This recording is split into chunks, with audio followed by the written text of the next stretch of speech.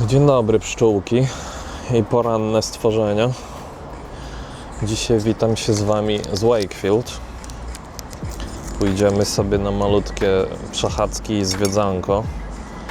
Na razie zaszedłem do lokalnego, takiego pubu, restauracji na kawkę, żeby się trochę pobudzić.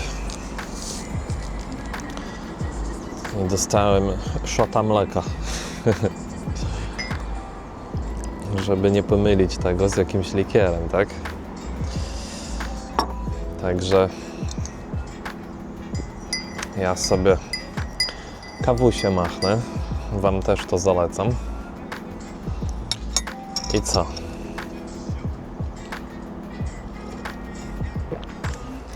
Nie ma tak kawka.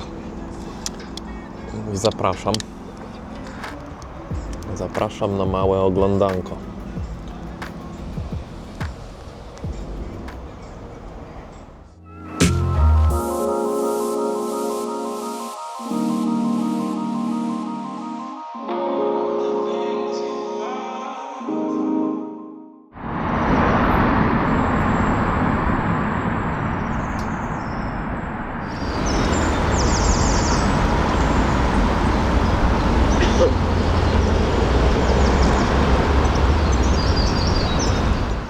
No więc spójrzmy na pierwszą ciekawą rzecz w tym miejscu. To, co widzicie za mną, to jest Chantry, kaplica Chantry Świętej Marii. Jest niezwykle wyjątkowym budynkiem u podwalin swoich takich historycznych. Trzeba by zauważyć, że jest ona zbudowana wzdłuż rzeki i przecięta mostem. Jest to niejako taka kaplica zbudowana na moście, tak? Czyli właśnie takie bridge chantry. No i co jest w niej tak niezwykłego? No między innymi to, że jest to jedna z 3 w całym UK konstrukcji takiego typu. Na chwilkę tutaj mamy właśnie Wakefield Bridge and Chantry Chapel.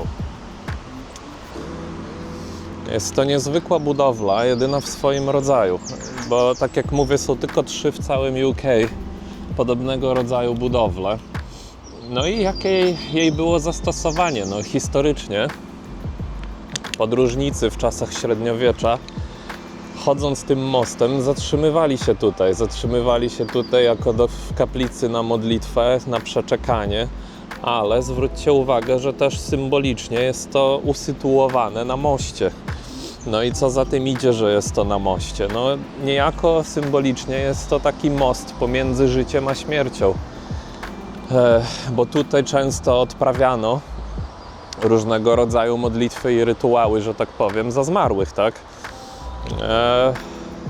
Także była to taka miejsce dla podróżników, miejsce ostoi, a jednocześnie miejsce modlitwy i przygotowania do dalszej podróży. A budynek jest przepiękny, ma piękne zdobienia i myślę, że jeszcze wejdziemy do środka zobaczyć, jak to wygląda, bo chyba jest otwarte. 1350-ish. Oh wow, so that's really old building. And if I'm correct, because I read about it a little bit, apparently there's only 3 similar buildings in the whole UK. Yes, there was actually 4. 4. But there are only 2 that are still used for church use. There are services still held here, and there is one in Rotherham, which is near Sheffield. But they're the only 2 that are still used as churches. One was a brothel. Seriously? Yeah. So at some point it was used as a brothel. Yeah. Well, not this specific one, but... But the 4th one probably never was a chapel. That's a picture of them. That one, I believe, was like an overnight prison for the police would take drunk men in and put them in there for the night. All right, so we've got this is 4 different types, yeah? Oh. Hopefully it will be visible. Yeah, that's amazing actually. That's really amazing. We are the oldest of the four, and we're the most elaborate, most decorated. That's the one in Rotherham. That's St Ives in Cambridgeshire, and that was a brothel, and it was a pub at one stage. I don't think it's anything now. It's just empty. That one's just empty. And this one where we are now, was it used in a different situations than just as a chapel, the church? Yes, under King Henry VIII, he dissolved what we call the chantries. So this became a cheese factory. A cheese factory, okay. And a bookshop and a clothing shop. So for many hundreds of years, it was all sorts of other things rather than a church. It only became a church back in 1845, I think. Right. So it was like between 17th century and 19th century where Yes. this wasn't anymore a chapel, That's right. sort of, isn't Yes. it? Okay, amazing. That's amazing. Thank you very much, and thank you for providing some information as well. Well said, actually. The door itself is a piece of history. It looks amazing, and look how thick they are. I have some personal history with that door. Do you? So what happened? Well, my family's church, I suppose historically, is Wakefield Cathedral. Most of my ancestors have been baptised, married and buried at Wakefield Cathedral. And my father's funeral was in the cathedral, and I was at my mother's house for tea one Saturday afternoon, 3 or 4 years after my father had died. Bearing in mind she was very well, but she wasn't ill at all. She was very healthy. She just said, we were chatting about all sorts of things, and then out of the blue she just said, I don't want my funeral at the cathedral, you know. Oh, that's quite out of blue. I said, really, Mum, why? What's wrong? Why not? And she said, well, it's too big. I won't know anybody. I'll feel embarrassed. Oh, okay. So when the time eventually came, I rang the dean of the cathedral and I said, can we have Mum's funeral in the Chantry Chapel? He said, yes, of course, don't you want the cathedral? I said, apparently she didn't want the cathedral, no. So it was here. And then I found out some time later that the dean phoned our firm of undertakers and said, can we get a coffin through the door? And the undertaker said, I don't know. So he came down with a hearse and a coffin in the middle of the night Wow. to see if they could get the coffin through the door. And they could, so the service was here and it was absolutely fine. But so the width of the door is adequate. Yeah, I would expect it would be, because I think, like in the old days, this was exactly used for that reason. Am I correct? Like for the funerals and things like that. I'm sure that it was. But then to take it a stage further, I gave the organ in memory of my parents, you see, there. And because there was, in this corner here, there was an old upright piano that didn't work very well. It couldn't tune it was shocking. So I donated that. My son gets enormous pleasure telling people his father's an organ donor. It's a gentleman knows that he it's- likes to go downstairs. Of course, yes. If you want to go to the crypt down the stairs, just watch it. There's a crypt downstairs. Yes. Oh, It's wow. a very narrow spiral staircase, but And there's a fireplace down there. Okay, yeah, I would love to have a look on that. Thank you very much. Tu mamy organy. Bardzo mili panowie, troszeczkę mi pokazali, opowiedzieli o tym miejscu, potwierdzili rzeczy, o których teoretycznie wiedziałem i powiedzieli mi, że tu jest bardzo ciekawe zejście na dół spiralnymi schodami, jak widać. Ale te drzwi są zajebiste po prostu. O kurde, faktycznie stromo. W każdym razie mówili, że tu jest zejście na dół do jakiejś krypty. I że mogę sobie pójść. Jak widzicie, tu jest taki sznur, żeby było czego się trzymać i nie rypnąć na nos. I jesteśmy na dole. Tu jest trochę ciemniej, ale może kamerka sobie poradzi. I jesteśmy w niejakiej krypcie. No, to jest stare malowidło tego budynku, jeszcze z jakichś tam czasów, to jest The drawing shows the door leading from the 14th century crypt to the river. No nie wiem, nie jest powiedziane, z którego to jest roku konkretnie. Tu mamy jakieś ważniejsze, jak sądzę, nazwiska osób, które w jakiś sposób miały znaczenie dla tego miejsca lub zostały tu pochowane, bo przecież oni powiedzieli, że to jest krypta. Nie wiem, na czym ma polegać to. Tu inna ciekawostka, to są znaki masońskie, tak jak podpisane Mason's Marks. Także one coś muszą oznaczać. Trochę mi przypomina te, ojeju, jak to się nazywało, runiczny język, o, runy podobnie wyglądają. Także dość ciekawie. No i jest to taka malutka kapliczka, nieokreślona, z jakimś piecykiem w rogu, ale ma swój klimat, muszę przyznać, że ma swój klimat. Także jak widać, bardzo ciekawe miejsce, fajnie, bo też panowie troszeczkę opowiedzieli mi o nim, potwierdzili niektóre wątki historyczne, o których wcześniej czytałem, no i nawet opowiedział swoją historię dość zabawną, którą wam postaram się później przetłumaczyć, bo dotyczyła pogrzebu, który tutaj miał się odbyć i sprawdzania, czy wejdzie tutaj trumna. No nic, na razie lecimy dalej, ja wracam na górę. Także nie wiem, pewnie już w tym momencie wam puszczałem to, co po angielsku rozmawiałem z tym panem. Jak słyszeliście, nie zawsze to była budowla użytkowana w celach religijnych, że tak powiem. Od XVII do XIX wieku przez jakiś czas ten budynek był używany w zupełnie innych sytuacjach, tak? Na przykład jako punkt krawiecki, tak? Albo jak on się nazywa? Jako redakcja wiadomości, tak? Była tam jeszcze jakieś tam inne zastosowanie, bodajże produkcja sera.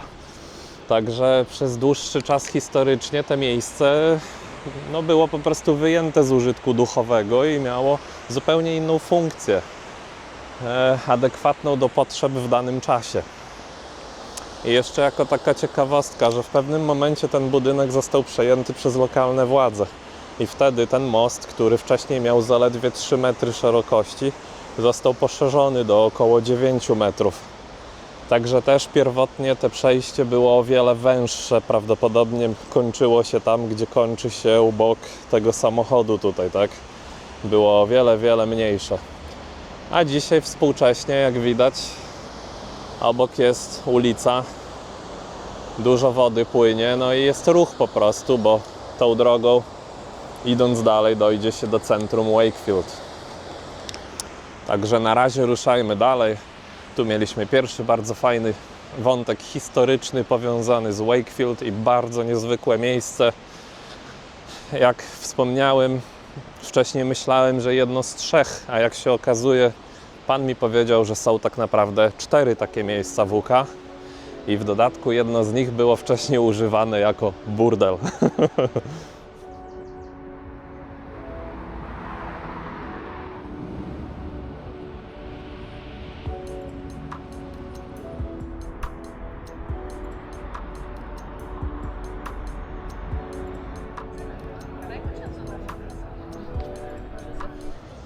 Także tu już przedzieram się przez takie centralne części. Bardzo mi się podoba, że tak posadzili tu wszędzie wzdłuż te drzewka ładnie poprzycinane.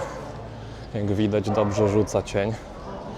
I ta strzelista wieża, którą tutaj widzicie, choć niepozorna, należy do katedry w Wakefield i ciekawostka z nią jest taka, że jest jedną z najwyższych wież w całym Yorkshire. A sama katedra jest fenomenalna. Ale co ciekawe, była nazywana tylko parafialną taką świątynią przez bardzo długi czas. zyskała tytuł katedry dopiero w 1888 roku. Czyli stosunkowo niedawno, biorąc pod uwagę, jak fenomenalnie wygląda. Także spróbuję tam troszeczkę podejść. Rzucimy sobie na nią trochę okiem. A jak się uda, to jeszcze wejdę do środka. Bo o ile mi wiadomo, wnętrze ma dość takie, jakby to nazwać, no powiedzmy, że nowoczesne, trochę puste.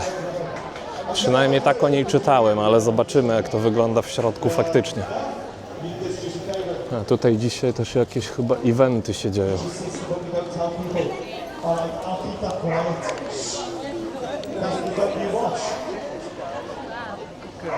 So really, this one week because of you. All right, okay. So, well, listen, so I'm just going to throw it out there. For those of you who've been here before, earlier for all the categories, Otis was entered in one of the other categories. She's already used her blind card for the job, so give us another reason as to why Otis deserves to win Most Handsome Fella. Okej. He's the right what? He's the right pick. He's the right pick. Kurde, kamera mi się poluzowała. Już wiem co to. To jest dog show. I want you to say that. Pokaz psów. So, thank you very much, guys. Thank you. Dobra, spróbujemy to The rezultat. answer to that was because it's not always in the looks. Wejdziemy do tej katedry. Trochę jest hałaśliwie, bo tutaj też się odbywają różne rzeczy. Pół. Czytać nie umiem. Gwół, pół. Pięknie zrobione.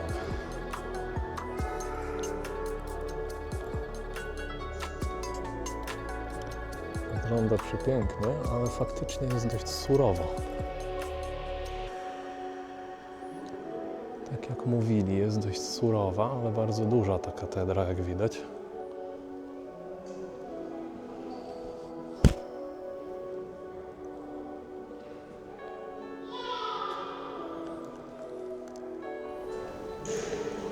Popatrzcie na to, jakie rzeźby piękne. Tego tutaj po prawej pana to jest serafin, czyli 6 skrzydeł, 2 zakrywa nogi. Powinien 2 zakrywać twarz, a 2 się unosić w powietrzu, ale tutaj troszkę inaczej to wygląda. Tutaj mamy Chrystusa i jeszcze Maryję i chyba Jana Apostoła. I z tego co widzę, to chyba depczą smoka węża.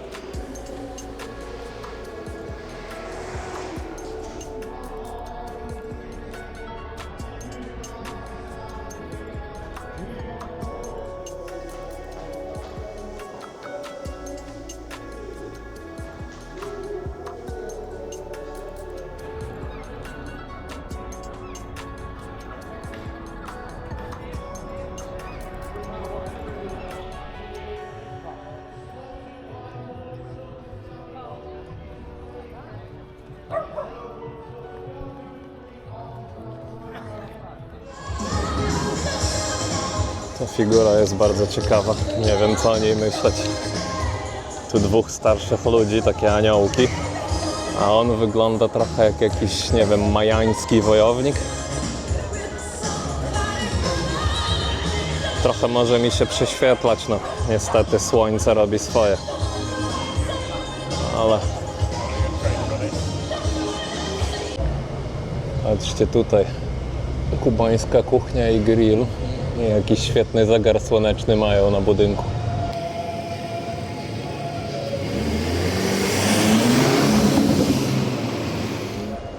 No i jeszcze obczajcie ten budynek. Ewidentnie kawał historii, nie? Widać, że to jest jeszcze taka fasada starszych czasów. Zachował się najwyraźniej taki jeden. Ciekawe, z którego jest roku. No, fenomenalny kawałek historii stojący gdzieś tam w jakiejś części centrum tego miasta.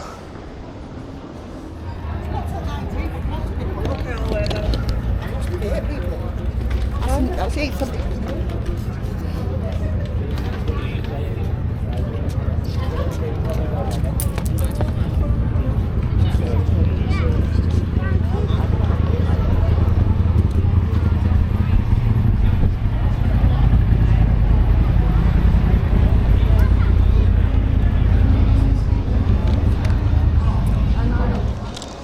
Jak to się mówi, człowiek głodny, człowiek zły.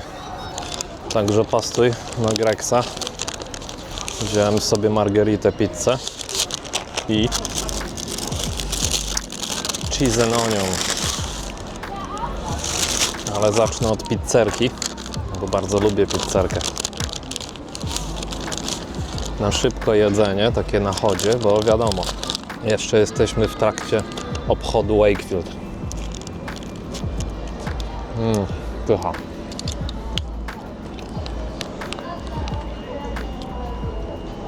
Sporo ludu dzisiaj. Chyba wszyscy korzystają z pogody, bo jutro ma znowu padać deszcz.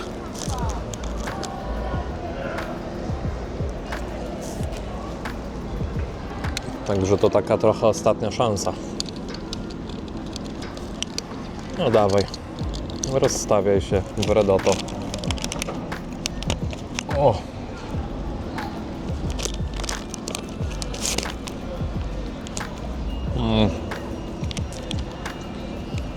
Super ta ich pizzera.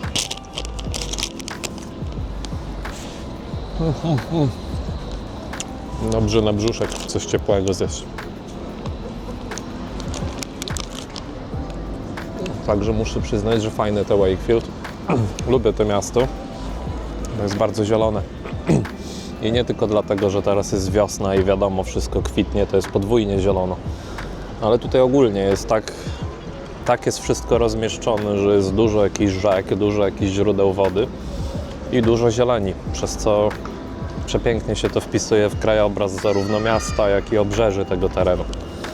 No, akurat Wakefield bardzo fajny.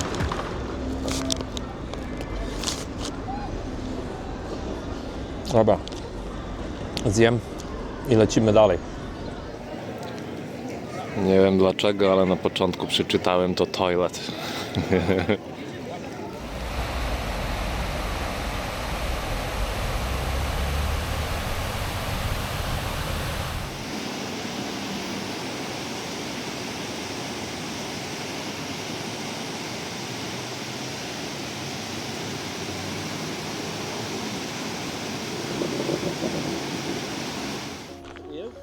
Także przenieśliśmy się troszeczkę poza Wakefield, znaczy to dalej jest Wakefield, ale może poza jego centralne tereny. Konkretniej to jesteśmy na tak zwanym Sandal Castle, który gdzieś tutaj jest na tym małym wzgórzu, a raczej to co z niego pozostało. Także podejdę i zobaczymy co tam zastaniemy, a przy okazji Wam powiem kilka ciekawostek o tym miejscu.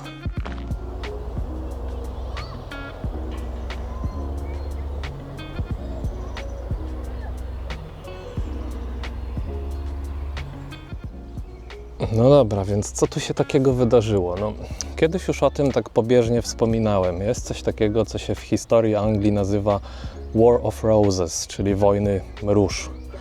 I była to niejako taka troszeczkę wojna domowa pomiędzy kilkoma rodami zwaśnionymi o władzę. I dwa rody, które przede wszystkim brały udział tutaj w tych bitwach między sobą, między innymi właśnie na tym zamku, to ród Lancaster, który był, którego symbolem była czerwona róża, oraz ród York, którego symbolem była biała róża. I stąd właśnie nazwa War of Roses. I dlaczego tutaj się zatrzymujemy? Bo tu jest ciekawy wątek historyczny. Jest coś, o czym nawet pisał William Shakespeare w Henryku VI, części 3, którego za chwilunię Wam przeczytam i zacytuję. Bo dotyczy on losów jednego z królów rodziny bodajże Lancaster, jeśli dobrze pamiętam. Także to już za moment.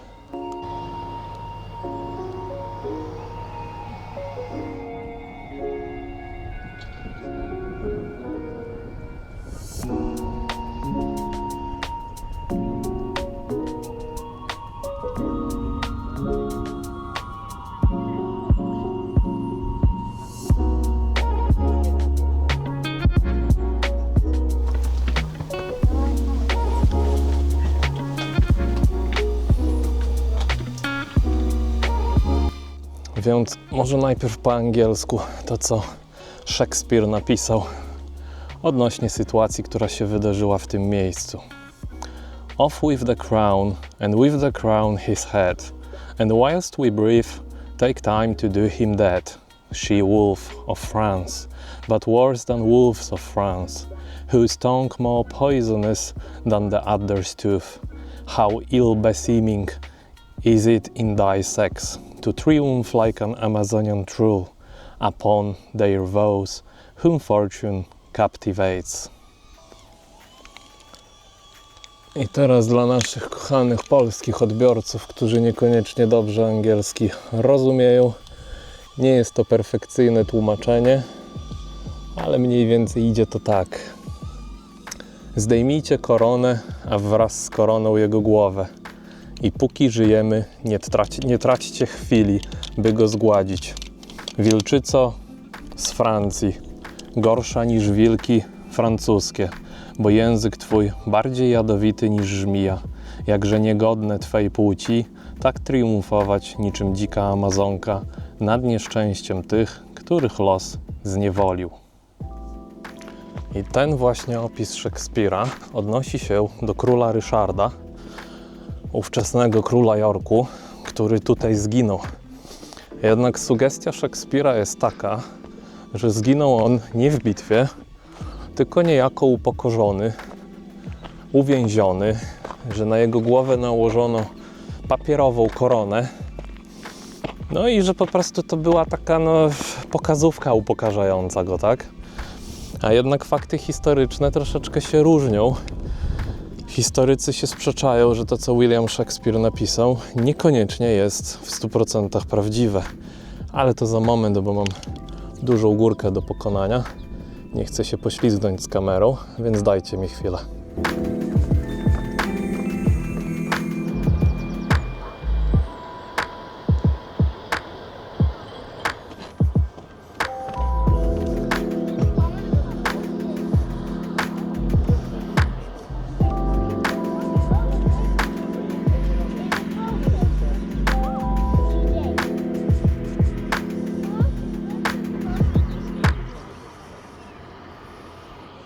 No więc jak to było z tym Ryszardem?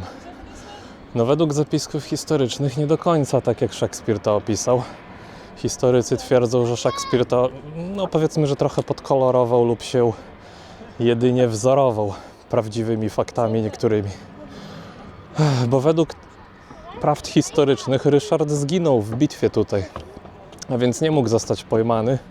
A skoro nie mógł zostać pojmany, no to i siłą rzeczy nie mógł być upokorzony i torturowany w jakiś tam sposób z tą papierową koroną, tak? Ale skąd się wzięła ta papierowa korona?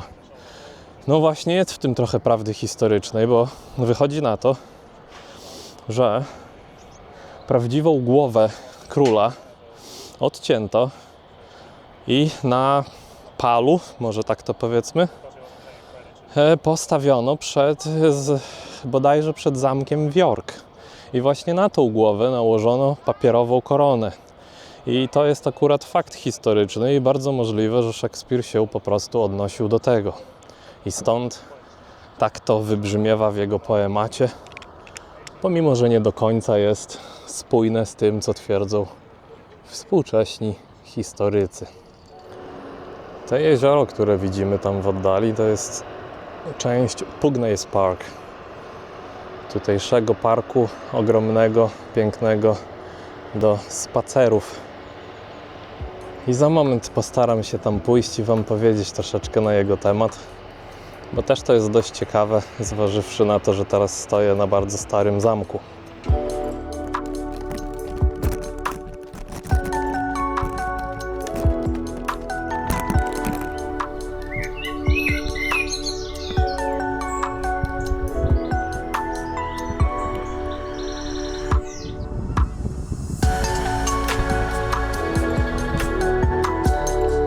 Byliśmy tam, no gdzieś tam mniej więcej był ten zamek.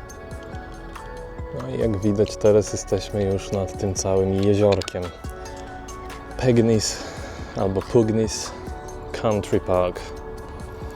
Jest bardzo dużo ludzi tutaj. No i Przez chwilę chciałbym pogadać o tym miejscu, bo widzicie, to co dzisiaj wygląda na zupełnie naturalny zbiornik wodny, nad którym zjeżdża się naprawdę duża liczba ludzi, w rzeczywistości kiedyś było wykopaliskiem. Tutaj się odbywał przemysł.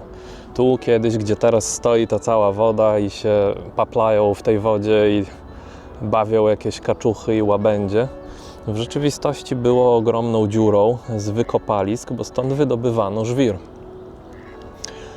I to mnie sprowadza do takiego małego, ciekawego punktu, bo no widzicie, to przerobiono na teren rekreacyjny i park, ale kiedyś miało zupełnie inną funkcję. No i gdyby tak na to spojrzeć z tej perspektywy, to już dzisiaj nie pierwszy raz, kiedy słyszymy, że coś historycznie miało funkcję A, a później miało funkcję B, a później może wróciło do funkcji A albo miało funkcję C, prawda? Innymi słowy, wskazuje to nam na bardzo taką płynność historyczną. Nie wszystko jest takie oczywiste. To, co kiedyś było kaplicą, później mogło się okazać przetwórnią serów. To, co kiedyś było wykopaliskiem żwiru, zaledwie ze 100 lat później okazuje się być jeziorem rekreacyjnym, prawda? I w takiej sytuacji jak można w 100% polegać nawet na profesjonalistach takich jak historycy, paleontolodzy, nie wiem, ci jak oni, co wykopaliska robią różne, tak? No już mniejsza o to, wiecie o kogo chodzi. No, musimy na nich polegać, musimy polegać na tym, co nam mówią na ten temat, bo trudno jest w 100% zdefiniować historię.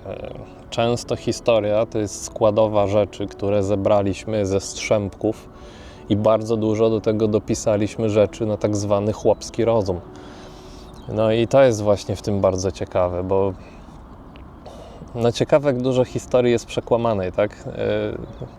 Niekoniecznie naumyślnie oczywiście, to może wynikać zupełnie jako dzieło przypadku. No, widzicie chociażby taki Szekspir, którego cytowałem wcześniej. On przecież opowiadał o sytuacji króla Ryszarda i niejako opowiedział to dokładnie tak, jak to się wydarzyło, ale jednak troszeczkę pogmatwał te wątki historyczne i już mógł przez to w swoim poemacie zawrzeć inny obraz tej historii, niż ona miała naprawdę miejsce. A przecież się mówi, i chyba nie bez przyczyny się tak mówi, że kto pisze historię, no zwycięzcy, tak?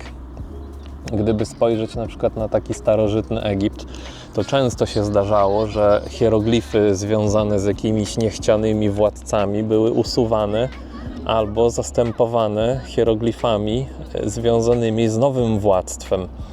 Więc jeżeli ktoś nie zrobił jakichś zapisków lub gdzieś się nie uchowało jakikolwiek zapis, czy to na papirusie, czy w jakikolwiek inny sposób w kronikach na przykład spisanych przez jakiegoś Egipcjanina, no to wtedy możemy totalnie nie wiedzieć, że dany władca w ogóle kiedykolwiek zasiadał i rządził i jakie było to jego władztwo. Ponieważ zdarza się tak, że ta historia bywa totalnie wymazana lub zmieniona.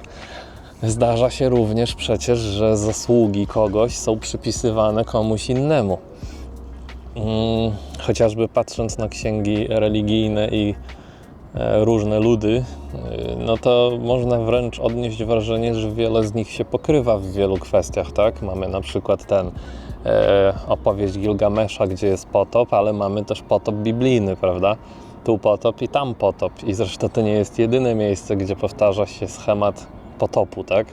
I teraz znowu trzeba sobie zadać pytanie, ktoś zżynał, ktoś ściągał od kogoś innego, ktoś powtarzał tą samą historię i ją inkorporował do swojej jakiejś tam wiary, religii czy wierzeń ludowych, czy może po prostu każdy to zaobserwował na swój sposób i udokumentował to wedle swojego rozumienia danej sytuacji. Także jak widać, historia to jest bardzo czuły punkt i może dlatego tak lubię ją zgłębiać i lubię, jak gdzieś jadę, dowiedzieć się coś o tym miejscu. Ponieważ dużo fajnych smaczków historycznych można złapać, a niekiedy też można natrafić na informacje sprzeczne i wtedy trzeba się już trochę głębiej dogrzebać, żeby postarać się wydobyć tą prawdę na wierzch i dowiedzieć się, jak było naprawdę, tak? O, jakiś mały robaczek. To chyba końska mucha.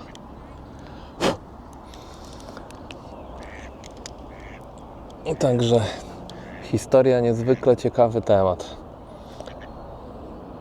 A ja z tego miejsca się będę z Wami żegnał. Sobie posiedzę tutaj, trochę pocieszę się tym jeziorkiem. Napiję się wody, bo jestem mega spragniony. Mam dzisiaj taką wodę, jakaś smakowa. To nie jest zwykła woda, jest bez cukru, bez kalorii, bez wszystkiego. Dobrze, że chociaż z wodą. Teoretycznie o smaku watermelon and strawberry, czyli arbuza i truskawki. Także zobaczymy, czy chociaż dobre. I co? Mam nadzieję, że dzisiaj Was temat odcinka trochę zaciekawił. Znowu coś zobaczyliśmy, znowu były wątki historyczne i do zobaczyska następnym razem. Cześć!